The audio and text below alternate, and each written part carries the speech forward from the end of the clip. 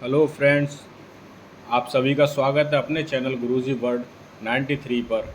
आज हम अपने मनोविज्ञान के अगले सिद्धांत के बारे में व्याख्यात रूप में चर्चा करेंगे और इस सिद्धांत से अप्रोक्स 2 या 3 नंबर के क्वेश्चन हर बार आपसे यूपी टेट और सी टेट में पूछे जाते हैं।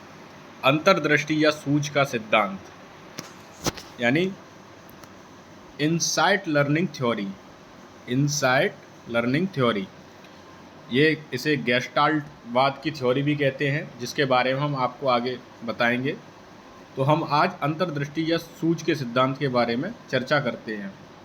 सन 1920 ईस्वी में जर्मनी में गेस्टाल्ट संप्रदाय का उदय हुआ। 1920 में किसका उदय हुआ? गेस्टाल्ट का। कहाँ पर? जर्मनी पर। इस संप्रदाय से संबंधित 3 व्यक्ति थे। पहले थे मैक्स बर्दीमर, जो प्रवर्तक थे। आपसे एग्जाम में यही पूछ लेता है कि मैक्स बर्दीमर कौन थे या कोलर कौन थे।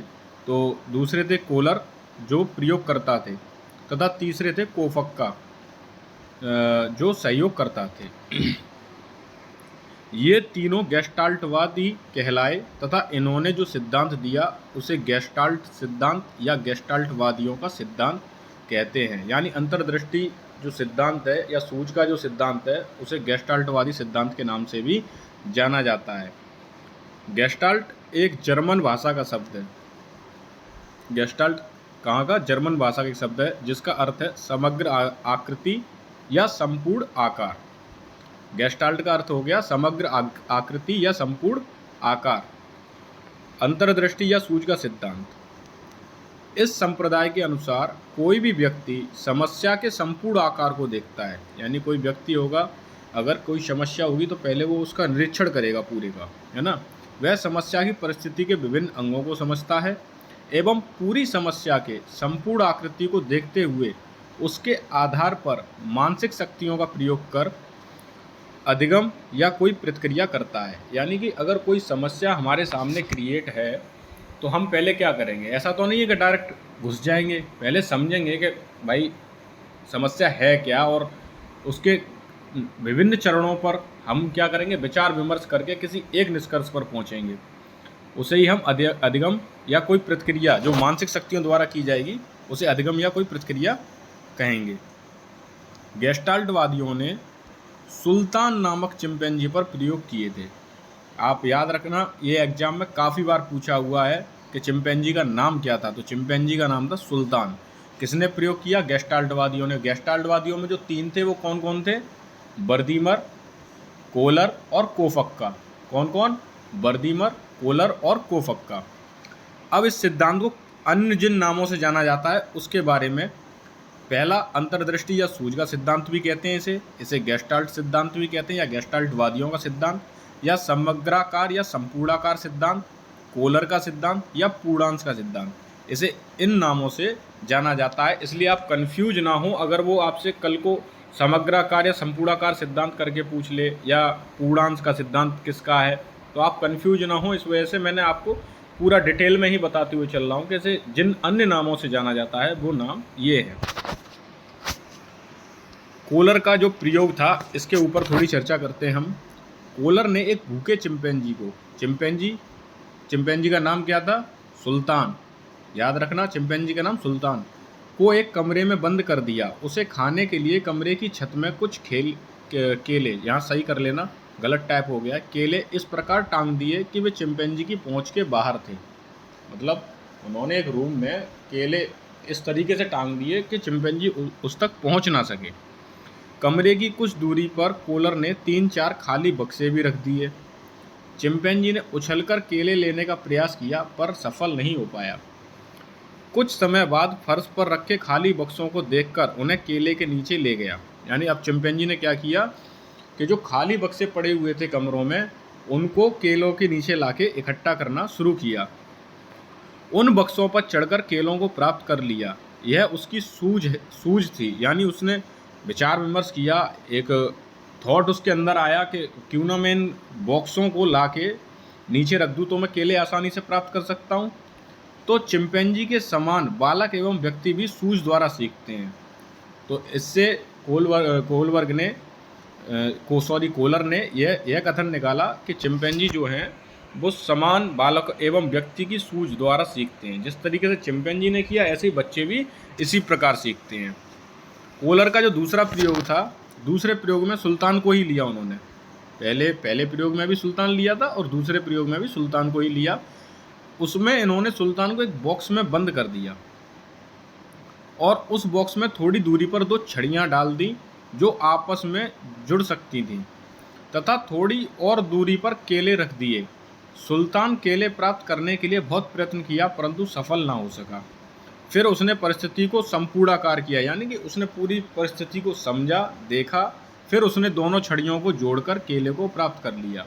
पिंजड़े के बाहर रखे केले से उसने समग्राकार का निरीक्षण किया।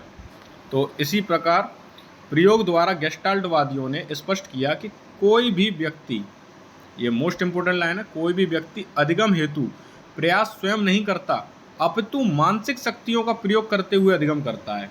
यानी कि उसके सामने कोई परिस्थिति आई, उसने तो अपना कोशिश की, केले नहीं मिले, फिर बैठ गया थोड़ी देर, फिर शांति से उसने उस स्थिति को समझा, फिर उसने केले प्राप्त किस तरीके से किए, ये मैं आपको बता चुका हूँ।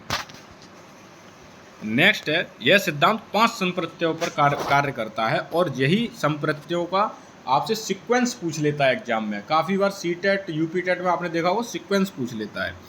तो पहले क्या, लक्ष्य, बाधा, तनाव, संगठन और पुनरुत्थान। तो लक्ष्य यानी एम, इंग्लिश वाले अगर कोई देखें तो उनको भी समझ में आना चाहिए। बाधा यानी ऑब्स्ट्रक्शन, तनाव यानी टेंशन, संगठन ऑर्गेनाइजेशन, पुनरुत्थान रीऑर्गेनाइजेशन। ठीक है।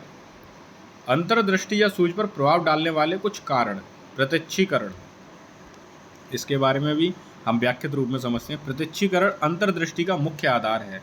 यदि हम किसी समस्या का पूर्ण रूप से प्रत्यक्षीकरण नहीं करेंगे तो अंतर्दृष्टि विकास पूर्ण रूप से संभव नहीं हो पाएगा। यानी कि अगर हम किसी समस्या को ढंग से समझेंगे ही नहीं तो हम उसका निरीक्षण क्या, हम कुछ भी नहीं कर पाएंगे, है ना। तो उसका हमें पहले क्या करना पड़ेगा, प्रत्यक्षीकरण करना पड़ेगा। नेक्स्ट है बुद्धि। बुद्धि भी अंतर्दृष्टि पर प्रभाव डालती है, क्योंकि जो उच्च बुद्धि वाले इंसान होते हैं वे अपनी अंतर्दृष्टि विकास जल्दी प्राप्त कर लेते हैं, जबकि निम्न बुद्धि वाले इंसान को अधिक समय लग जाता है। समस्या की पहचान। समस्या की पहचान होना अंतर्दृष्टि विकास में अधिक उपयोगी है। यानी अगर आपको समस्या की पहचान ही नहीं होगी तो आप उसे सॉल्व भी नहीं कर पाएंगे, क्योंकि यदि हम समस्या की पहचान ही अच्छी तरह से नहीं कर सकते तो अंतर्दृष्टि विकास में बाधा आएगी। ठीक है। अनुभव। अब अनुभव होना भी जरूरी है। अब बुजुर्ग लोग अनुभवी होते हैं, इसलिए वो किसी भी समस्या का निरीक्षण आराम से कर लेते हैं और बहुत जल्दी ही हमको समाधान भी बता सकते हैं। लेकिन जब हम नए होते हैं तो हमें इतना अनुभवी होते नहीं हैं और अपनी समस्याओं का हल नहीं ढूंढ पाते जल्दी से। तो अनुभव अंतर्दृष्टि विकास को, यह सही कर लेना, यहाँ पे थोड़ा मुझसे गलत टाइप हो गया, अंतर्दृष्टि विकास को बढ़ावा देता है। किसी समस्या का हल ढूंढने में अनुभव का योगदान कुछ अलग ही होता है। आप देखते होंगे कि अनुभवी इंसान किसी समस्या का हल जल्दी ढूंढ लेता है, क्योंकि भाई वो तो अनुभवी है। अब इस सिद्धांत की शिक्षण में क्या उपयोगिता है, तो छोटे बालकों में जिनकी बुद्धि का पूर्ण विकास नहीं होता वे प्रयास एवं त्रुटि के सिद्धांत से सीखते हैं। अच्छा, प्रयास एवं त्रुटि का सिद्धांत किसका है, मिस्टर थॉर्नडाइक का। और थॉर्नडाइक कहाँ के निवासी थे, अमेरिका का। इन्होंने क्या दिए, सीखने के नियम दिए, जिनमें 3 प्रमुख नियम और 5 गॉड नियम। इसके मैं लिंक आपको डिस्क्रिप्शन में दे दूंगा, जहाँ से आप थॉर्नडाइक की और सारी प्लेलिस्ट जो सिद्धांत हैं उनको भी आप देख सकते हैं। लेकिन किशोर जिनकी बुद्धि का पूर्ण विकास हो जाता है वे सूझ एवं अंतर्दृष्टि के सिद्धांत से सीखते हैं। यानी बच्चा तो प्रयास एवं त्रुटि के सिद्धांत से सीख रहा है, लेकिन अगर किशोर है तो वो सूझ एवं अंतर्दृष्टि के सिद्धांत से सीखता है। शिक्षा जगत में अध्यापक को चाहिए कि वह बालक को समस्या का पूर्ण ज्ञान कराए, क्योंकि यदि समस्या का ज्ञान अपूर्ण रहेगा तो बालक में अंतर्दृष्टि उत्पन्न नहीं होगी। यानी कोई भी समस्या है उसके बारे में, अब किसी बच्चे को आपने सिखा दिया 2 का टेबल सिखा दिया, है ना, अब 3 का सिखाया नहीं, तो अब वो 2 का तो मल्टीप्लाई कर सकता है, क्या 3 का कर सकता है, नहीं कर सकता। इसीलिए संपूर्ण ज्ञान कराना बच्चे को अनिवार्य है ना। नेक्स्ट है, कोलर ने अपने सिद्धांत के माध्यम से पूर्ण से अंश की ओर शिक्षण सूत्र का प्रतिपादन किया।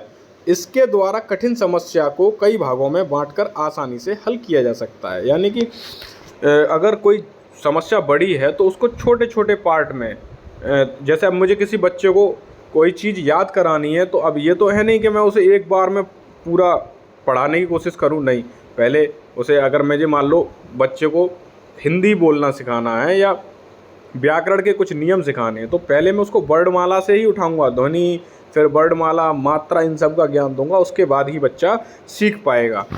मैं आशा करता हूँ आप सभी लोगों को यह क्लास अच्छी लगी हो, तो अपने चैनल को सपोर्ट करें, सब्सक्राइब करें। Thank you.